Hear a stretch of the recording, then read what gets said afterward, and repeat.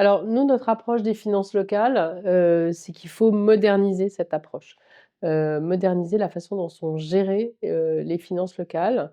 Hem, L'idée n'est pas d'augmenter les impôts, l'idée c'est Jean-Christophe, tu peux nous parler des entreprises peut-être? Oui, tout à fait. Et effectivement, on a des locaux qui potentiellement peuvent effectivement attirer des entreprises.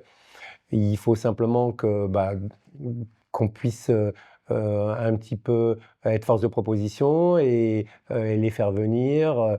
Les bureaux de la colline sont un espace où il y a potentiellement, pas mal d'espace où des entreprises pourraient s'installer. Donc il faut aussi que, il y ait une volonté aussi que nous pourrions avoir de faire venir, plus d'entreprises et occuper ces locaux qui sont vacants. Oui, d'augmenter les recettes en provenance des Et ça permettrait entreprises, effectivement d'avoir plus de recettes.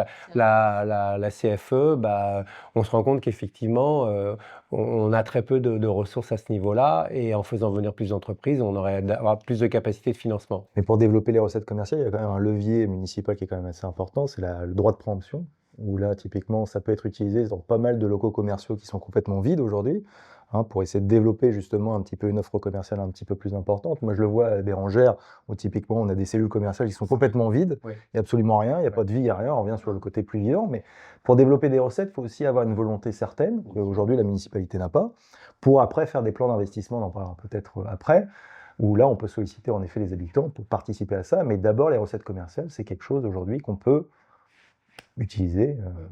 Après, sur les dépenses de fonctionnement, Louis, on avait des idées Sur aussi? les dépenses de fonctionnement, il y a aussi cette idée-là de peut-être, plus écouter ceux qui y travaillent, parce qu'en fait, c'est ceux qui sont au quotidien, qui savent le mieux comment gérer les dépenses de fonctionnement, comment, mieux allouer les ressources. Parce qu'aujourd'hui, ça s'est construit avec le temps et il y a plein de dépenses qui sont plus enfin, de dépenses, quoi, qui sont plus cohérentes, on va dire, avec des investissements qui s'accumulent et en fait, en écoutant, comment on dit les gens qui travaillent à la mairie?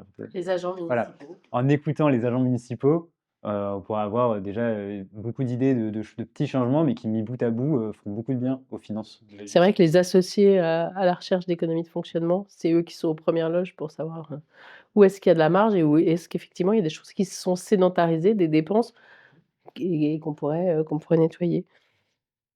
Après, on parlait des solutions de réemploi, Catherine?